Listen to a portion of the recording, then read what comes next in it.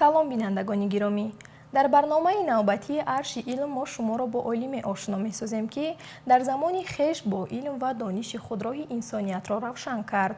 Мо дар бораи шахсияте маълумот медиҳем, ки дар соҳаи илм таҳаввулот намуд. ӯ Абурайҳони Берунӣ буд. Абурайҳони Берунӣ шахсе буд, ки пеш аз Галилей дар бораи ҳаракати замин маълумоти илмӣ дошт. Пеш аз Калум ба хулосае расид, ки замин мудаввар аст ва пеш аз Ньютон дар бораи қонунҳои ҷозиба огоҳ шуда буд.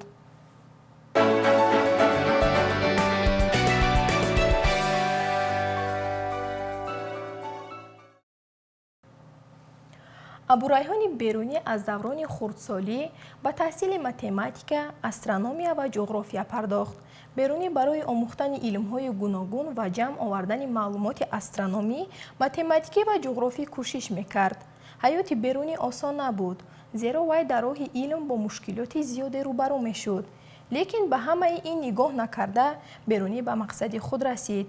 ин аз он далолат медиҳад, ки новобаста аз мушкилоти зиндагӣ шахс агар хоҳиш дошта бошад, ба ҳадафи худ мерасад. маълумоти муфассал дар давоми барнома.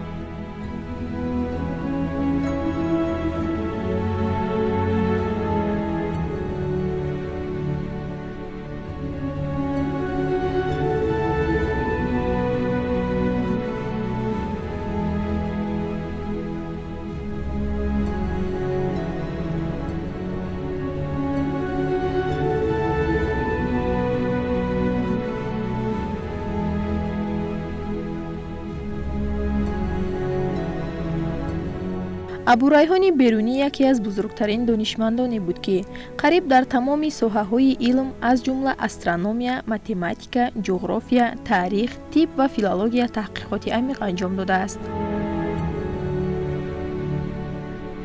вай дар таърихи илм саҳми назаррас дорад, ки ин ба шарофати меҳнати шабонарӯзӣ, рағбати беандоза ба дониш ва ҳамчун истеъдоди ӯ буд.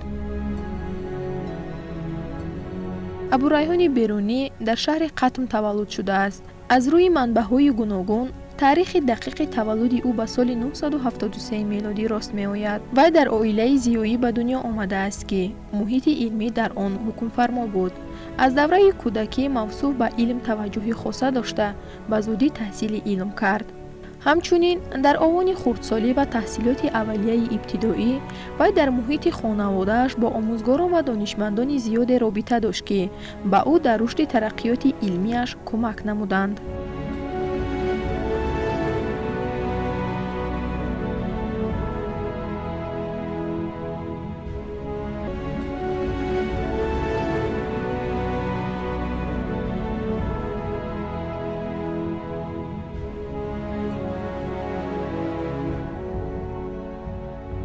Берунӣ барои омӯхтани илмҳои гуногун ва гирд овардани маълумоти астрономӣ, ҷуғрофӣ ва математикӣ ба кишварҳои гуногун сафар кард. вай ба олимоне, ки барои рушди илм фаъолият мекарданд, робита барқарор кард. дар сафарҳои илмии худ, Абурайҳони Берунӣ ба Ҳиндустон сафар намуд, ки дар он ҷо ба омӯхтани илми математика, астрономия ва фалсафа шӯҳрати хеле зиёд пайдо кард.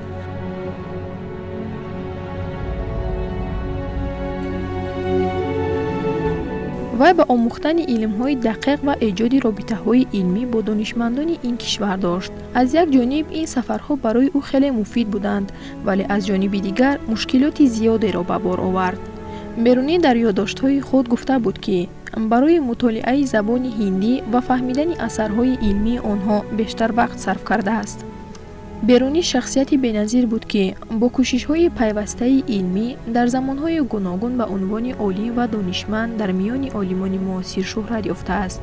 баъд аз чанд даҳсола кӯшиш ва саҳми беназири илмии Абурайҳони Берунӣ мавриди эҳтироми ҷомеа қарор гирифт. маҳз ба шарофати сафарҳои илмӣ ва таҳқиқоти астрономӣ ва математикӣ, Абурайҳони Берунӣ ба мақомҳои баланд расид, ки то замони мо низ боқӣ мондааст.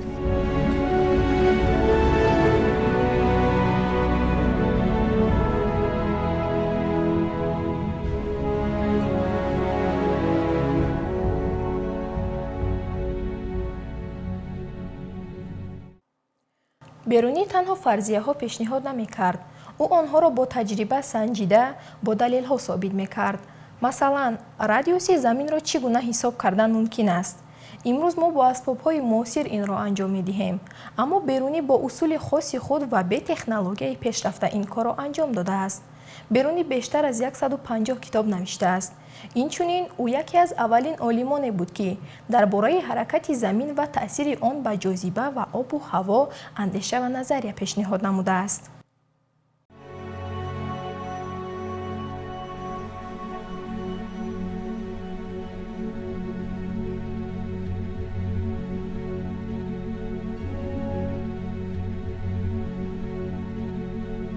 абурайҳони берунӣ ба таври ҷиддӣ ва бо кору таҳқиқоти илмии амиқ ба мартабаҳои баланд расид. хидматҳои бузурги ӯ дар илмҳои астрономия, математика, ҷуғрофия ва илмҳои дигар то имрӯз таъсиргузор мебошанд. бо вуҷуди мушкилот ва маҳдудиятҳои ҳаётӣ, берунӣ дар бораи илмҳои гуногун таҳқиқоти амиқ ва ҷиддӣ анҷом дод ва дар таърихи илм ҳамчун як шахсияти бузург ва муҳими илмии ҷаҳон боқӣ мондааст. абурайҳони берунӣ ба ҳайси ситорашинос ва назарияпардоз бо таҷрибаҳо ва таҳқиқотҳои дақиқ дар бораи ҷирмҳои осмонӣ шӯҳрати бузурге ба даст оварда буд. мавсуф дар назарияҳои астрономӣ таъсири назаррас гузошт. китоб ӯ таҳфим ли авоили саноати танҷим, шоҳасари ситорашиносӣ ва риёзии абурайҳони берунӣ аст. ин китоб яке аз муҳимтарин асарҳои абурайҳони берунӣ аст, ки дар он асосҳои ситорашиносӣ ва риёзиёт бо услуби фаҳмо ва омӯзишӣ шаҳр дода шудааст. китоби мазкурро берунӣ барои шогирдони худ навишта буд, то ки нуҷумшиносиро онҳо омӯзанд. берунӣ китоби мазкурро бо ду забон, бо забони арабӣ ва форсӣ навишт. ин аз он далолат медиҳад, ки берунӣ бо ин асари илмӣ барои олимони кишварҳои олам заминаҳои мусоиди илмии нуҷумшиносиро фароҳам намудааст.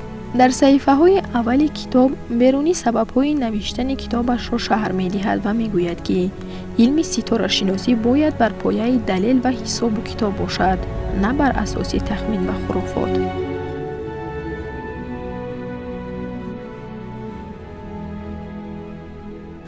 берунӣ дар китобаш доир ба ҳаракати сайёраҳо, таъсири онҳо ва муайян кардани вақт ва тақвим ишора кардааст. инчунин дар бораи асосҳои арифметика ва алгебра, ҳисобҳои тригонометрӣ барои муайян кардани мавқеи ҷуғрофӣ ва ченаки масофаи байни шаҳрҳо ва мавқеи ҷуғрофии онҳо низ дарҷ кардааст.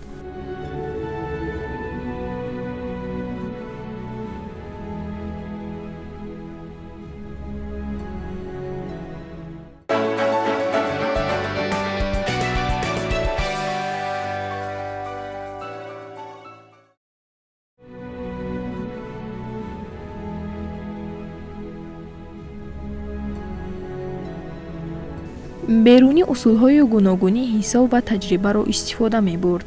масалан, ӯ бо услуби тригонометрӣ радиуси заминро ҳисоб кардааст. ӯ мегӯяд, истифодаи ҳисоб ва таҷриба дар илм мисли равшан кардани роҳ дар торикӣ аст. китоби берунӣ дорои ҷадвалҳои гуногунест, ки ҳаракати сайёраҳоро нишон медиҳад. берунӣ аз ҳисобҳои математикӣ истифода бурда, тақвимҳои гуногунии он давраро таҳлил кардааст. ин китоб на танҳо як асари таълимӣ буд, балки он барои илмҳои баъдӣ низ асос гузоштааст.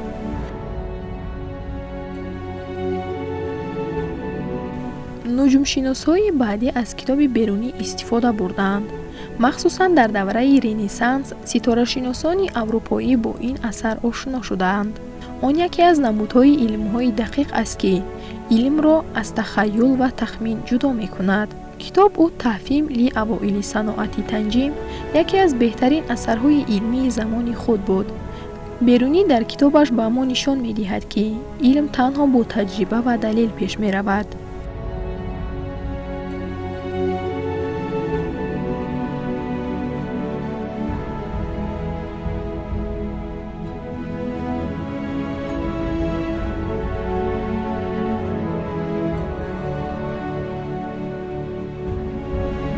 ин китоб на танҳо барои олимон, балки барои ҳар касе, ки мехоҳад илмро биомӯзад, навишта шудааст, зеро он бо забони фаҳмо ва сода навишта шудааст. берунӣ дар ин китоб на танҳо назария пешниҳод кард, балки тамоми ҳисобҳои астрономиро бо методҳои риёзӣ шаҳр дод.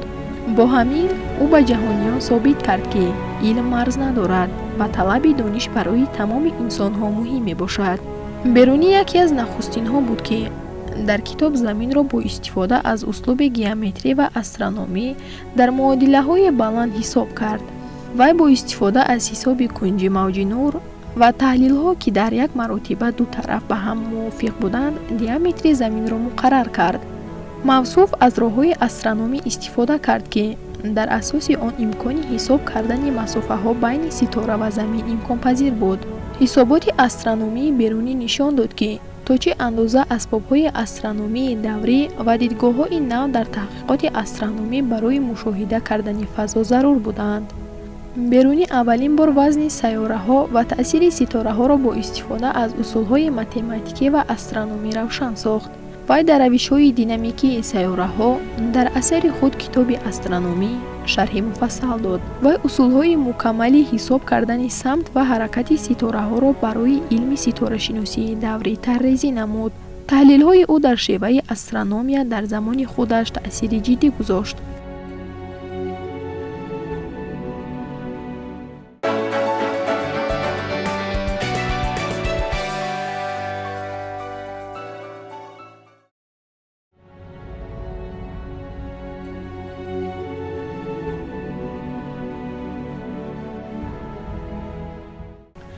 абурайҳони берунӣ на танҳо ситорашинос ва физикдон буд, балки дар соҳаи ҷуғрофия низ ҳамми бузург гузоштааст. вай бо истифода аз усулҳои илмӣ масофаи байни шаҳрҳоро ҳисоб кард, шакли заминро таҳлил намуд ва харитаҳои дақиқи ҷуғрофиро омода сохт. вай ченкунии дақиқи масофаҳо байни қитъаҳои ҷуғрофиро дар асари худ зикр кардааст.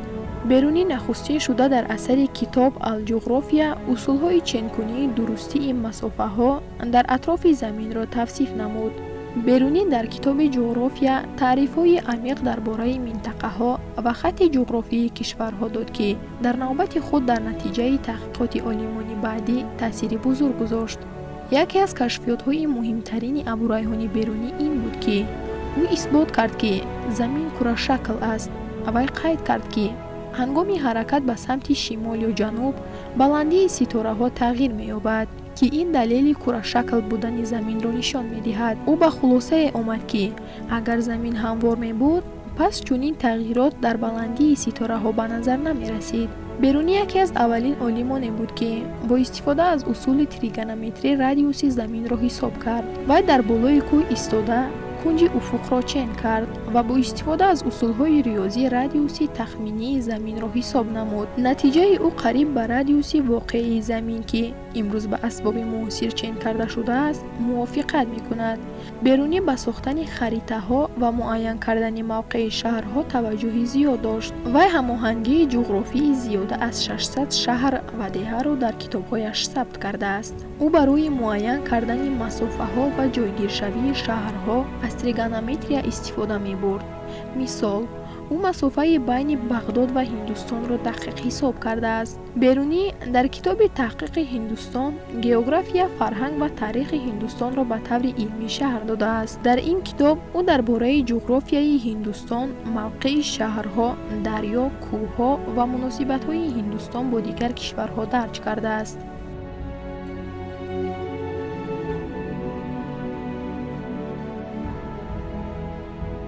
саҳми абурайҳони берунӣ дар математика. абурайҳони берунӣ дар илми риёзӣ нақши бузург бозидааст. вай дар риёзиёт на танҳо назария пешниҳод кард, балки онро дар илмҳои дигар ба монанди астрономия, ҷуғрофия ва физика низ истифода бурд. берунӣ аз аввалин олимоне буд ки ҷадвали дақиқи тригонометрӣ тартиб дод. ӯ арзишҳои синус, косинус ва тангенсро ҳисоб карда барои онҳо ҷадвали махсус сохт. вай методҳои дақиқи чен кардани кунҷҳо ва масофаҳои дурро бо истифода аз тригонометрия пешниҳод намуд. ин кашфиётҳои ӯ дар ҳисоб кардани радиуси замин, муайян кардани мавқеи шаҳрҳо ва ҳаракати сайёраҳо истифода мешуданд.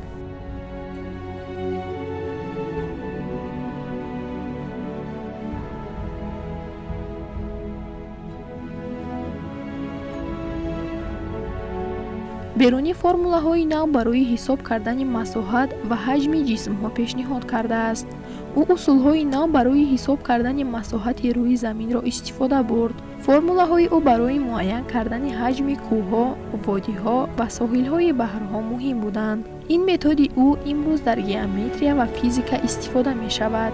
берунӣ дар таҳқиқоти худ барои дақиқ кардани рақами пи ки таносуби даври доира ба диаметри он мебошад кор кардааст. вай ҳисобҳои дақиқи пиро анҷом дод ва онро дар ҷадвалҳои тригонометрии худ истифода бурд. берунӣ дар алгебра ва ҳалли муодилаҳо низ саҳм гузоштааст. вай муодилаҳои квадратӣ ва кубиро таҳлил кардааст. берунӣ методҳоро пешниҳод кард ки баъдтар олимони дигар онҳоро такмил додаанд. ӯ инчунин масъалаҳои мураккабро бо усули алгебра ҳал мекард. ӯ барои ҳисоб кардани масофаи байни ду шар муодилаи квадратӣ истифода мебурд. берунӣ математикаро ҳамчун асоси тамоми илмҳо мешуморид. ӯ менависад ки бе математика ҷуғрофия, астрономия ва физика рушд карда наметавонад. вай ҳисобҳои тригонометриро барои таҳлили ҳаракати сайёраҳо истифода мебурд. бо ёрии математика ӯ радиуси заминро бо дақиқияти баланд муайян кард.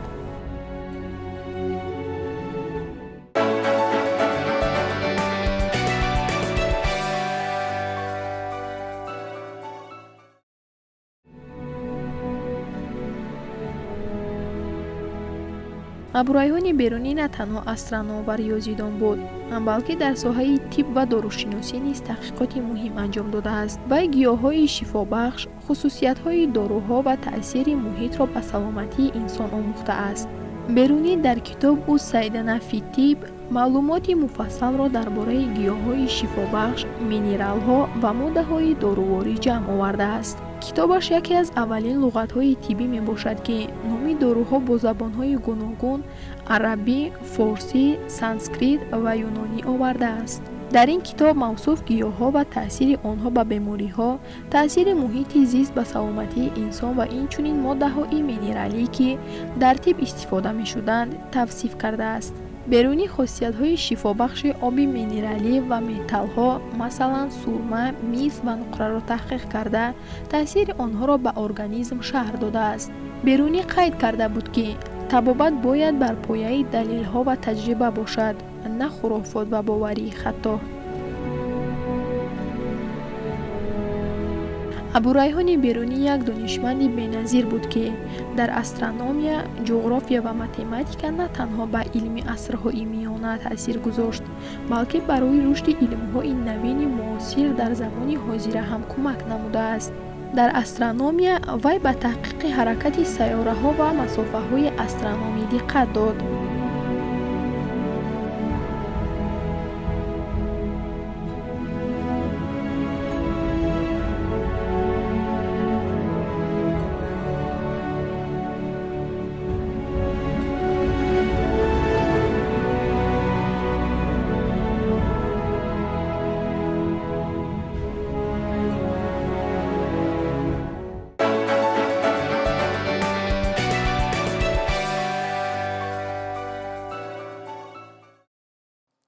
абу райҳони берунӣ нобиғае ки бо астрономия, физика, математика, ҷуғрофия, таърих, антропология ва забоншиносӣ шӯҳрат пайдо кардааст.